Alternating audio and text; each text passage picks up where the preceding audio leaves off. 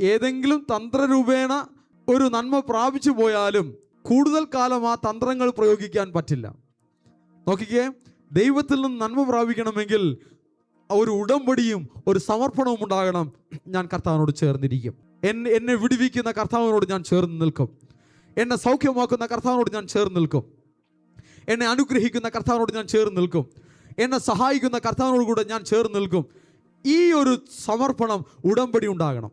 ഇനി ഞാൻ ജീവിക്കുന്ന നാളെല്ലാം യേശുവിനായി ജീവിക്കും. യേശു എനിക്ക് സൗഖ്യം തരികയാണെങ്കിൽ ഞാൻ ജീവിക്കുന്ന നാളെല്ലാം യേശുവിനായി ജീവിക്കും. വീര്യപ്രവൃത്തികൾ കർത്താവിൻ്റെ പക്കലുണ്ട്, വിടുതൽ കർത്താവിൻ്റെ പക്കലുണ്ട്, നന്മ യേശുവിൻ്റെ പക്കലുണ്ട്, അനേക ആശീർവാദങ്ങൾ കർത്താവിൽ നിന്ന് സ്വന്തമാക്കാം.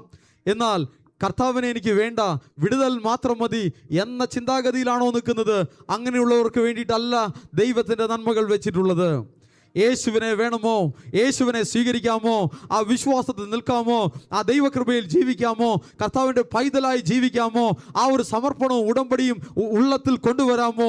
എങ്കിൽ നിങ്ങൾക്കുള്ളതാണ് ദൈവത്തിൻ്റെ നന്മകൾ, എങ്കിൽ നിങ്ങൾക്കുള്ളതാണ് ആ ആശീർവാദങ്ങൾ. അങ്ങനെയുള്ള മക്കൾക്കായി കർത്താവ് വൻ കാര്യങ്ങളെ ചെയ്യും. അവരുടെ ജീവിതത്തിലുള്ള എല്ലാ മേഖലകളിലും വലിയ മാറ്റങ്ങളെ കർത്താവ് കൊണ്ടുവരും.